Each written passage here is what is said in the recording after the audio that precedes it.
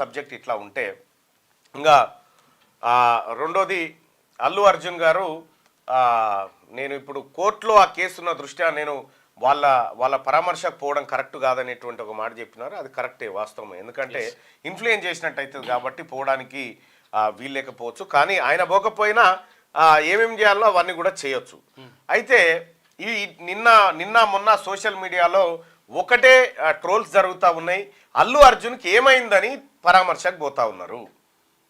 అల్లు అర్జున్ గారికి ఏమైందని పరామర్శకు పోతున్నారు. వారం 10 రోజుల నుంచి ఒక బిడ్డ ఆసుపత్రిలో కొట్టుమిట్టాడుతూ చావు బ్రతుకుల మధ్య ఉంటే అతన్ని పరామర్శించడానికి రానటువంటి సినీ కళాకారులంతా అల్లు అర్జున్కి ఏదో జరిగిపోయినట్టుగా, ఆయన అగ్నిపర్వతం ఆయన మీద పడేది ఉంటే పక్కకు తప్పుకున్నట్టుగా ఇట్లా పోయి పరామర్శలు చేయడం వల్ల సినీ పరిశ్రమ నవ్వుల పాలయ్యేటువంటి పరిస్థితికి వచ్చింది.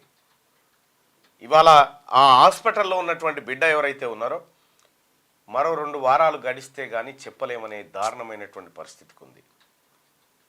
అంటే అక్కడ ఒక వీడియో నేను చూసిన, 12 గంటలు ఆ పిలగానోళ్ళ నాయన, ఆ అల్లు అరవింద్ వాళ్ళ మనమడు ఉండగా ఈ అర్జున్ వాళ్ళ కొడుకు నాన్న 12 గంటలు లేకపోతేనే గింటి గల్మ కాడ వేడి చేసి ఎదురు చూసుకుంటా డాడీ వస్తున్నాను.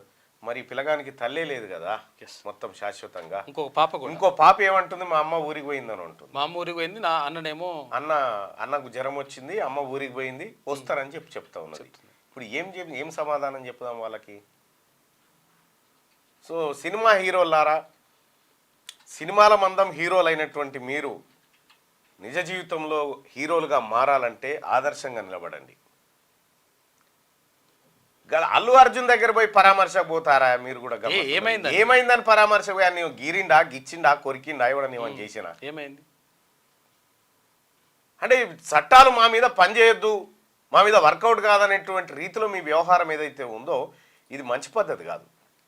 ఇవాళ తెలంగాణ రాష్ట్రంలో సినీ పరిశ్రమ వేళ్ళూనుకొని ఉందంటే, సినీ పరిశ్రమ ఈ స్థాయిలో ఉందనంటే అది కాంగ్రెస్ పార్టీ ప్రభుత్వాలు చేసినటువంటి కార్యక్రమాలు. ఇవాళ మీకు స్టూడియోలకు స్థలాలు ఇచ్చి, మీరు చెన్నైలో ఉంటే చెన్నారెడ్డి లాంటి వాళ్ళు తీసుకొచ్చి మిమ్మల్ని ఇక్కడ అకామిడేట్ చేసి అన్ని రకాల సౌకర్యాలు కల్పించి సినీ పరిశ్రమను డెవలప్ చేసింది ఇక్కడ కాంగ్రెస్ పార్టీ ప్రభుత్వాలు.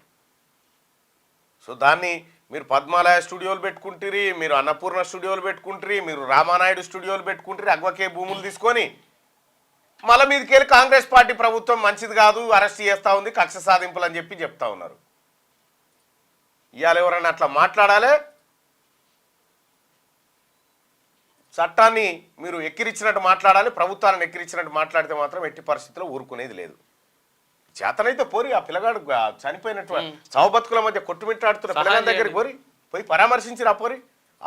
ఆ పసి హృదయం మీద ఎన్ని కాళ్ళు పడ్డాయో, ఆ పసి హృదయం మీద, కడుపు మీద ఎంతమంది దొక్కిరో పోయి పరామర్శించిరా. టికెట్ తీసుకొని సినిమాకి పోయిరు వాళ్ళు పుణ్యానికి రాలే, టికెట్ తీసుకొని పోయిరు వాళ్ళు. చిరంజీవి గారు మీరు కూడా చెప్పండి, వాళ్ళకి చెప్పండి, ఈ కొత్తగా వచ్చిన పిల్లలందరికీ చెప్పండి, అరే బాబు మనం ప్రజలతో ఇట్లా ఉండాలని చెప్పి ఓ మాటగా చెప్పండి. మీ మాట కూడా పెద్ద మనిషి మీరు. ఇది ఇట్లా జరుగుతుంటే మళ్ళా ఆ మోహన్ బాబు ఇంట్లో మళ్ళీ చక్కెర పంచాయతీ. ఆ మంచు మనోజ్ అట అలా దోస్తులకు ఏదో పార్టీ ఏదో పెట్టి జనరేటర్ పెడితే మంచు విష్ణు పోయి ఆ జనరేటర్లో చక్కెర పోసిందట నడవకుండా. వాళ్ళ అమ్మ బర్త్డేనా? వాళ్ళ అమ్మ బర్త్డే సందర్భంగా దోస్తులకు ఏదో చేస్తా ఉంటే జనరేటర్ సపోర్ట్ అవుతుందని చక్కెర పోసి వచ్చినట విష్ణు. ఈ ఇంజన్లో చక్కెర పోస్తే కథమే, ఇక పెట్రోల్ బ్యాంకులో చక్కెర పోస్తే బండి కూడా నడవదు, బండిలో పోస్తే కూడా కథమే. ఇక అటువంటి పరిస్థితి. అంటే ఆయన పార్టీ మీద చక్కెరి. ఈ మళ్ళా రాత్రి కీసరాడుకుంటాట, కయా బియా అనుకుంటాట, నేను పోలీస్ స్టేషన్కి పోతాను మళ్ళీ వస్తున్నా, అది ఒడుస్తలేదు, తెగుతలేదు. ఏది అంతరంగాల సీరియల్ లెక్క కాదు, వాళ్ళ నాయన పేరేంది? భక్తవత్సల నాయుడు. కాదు, ఈయన మోహన్ బాబు గారి పేరు భక్తవత్సల నాయుడు. అవునా? ఒరిజినల్ పేరు అదే, భక్తవత్సల నాయుడు ఆయన. ఇది అది అట్లా అవుతా ఉంటే ఆయనని ఏది లోగో తీసుకొని నెత్తి వల్ల కొట్టిండు కదా మన రంజిత్ అనేటువంటి బిడ్డని. నిన్న మళ్ళా ఆయన పోయిడు, మోహన్ బాబు పోయి క్షమాపణ చెప్పి సారీ అని చెప్పి ఏదో ఇక చేసి వచ్చిందట. అది సరే, ఏది చేసినా కూడా ఈ సినిమా ఊళ్ళ పంచాయతీతోని తలకాయ నొప్పి అవుతా ఉంది, లేందో గోస అవుతా ఉంది. ఈ రాష్ట్రంలో ప్రజలంతా ఎటుపోవాలి, ప్రజల సమస్యలు ఎటుపోవాలి? సినిమాలలో అదే లొల్లాయ, బయట అదే లొల్లాయ మీది. పుష్ప 1, 2 చూసిరు, 3 నిన్న మొన్న చూపెట్టిరు. అంతే, ఇక 4 వస్తుందేమో. ఇక 4వది వస్తుంది మళ్ళా. సినిమాలు అందులో కూడా విలన్లే. దొంగతనం చేసేటోడు హీరో ఎట్లయితాడా? ఎర్రచంద్రం దొంగతనం చేసేటోడు హీరో ఎట్లయితాడా? మా దొంగ, మా మంచి దొంగ, పెద్ద దొంగ అన్నట్టు అట్లా అనుకునే పరిస్థితికి వచ్చింది. ఈ తమాషాలు నాటకాలన్నీ బంద్ చేసి ఎవరి పని వాళ్ళు చేసుకోరు.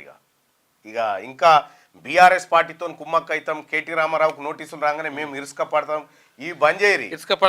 రాజకీయాల సంగతి మాకు వదిలేరి, సినిమాల మంద మీరు ఉండరు. సినిమాలకు మేము వచ్చేది లేదు, రాజకీయాలకు మీరు వచ్చేది లేదు.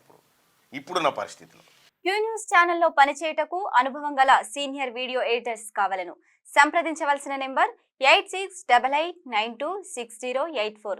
qnewsads@gmail.com ను సంప్రదించండి. లైక్ చేయండి.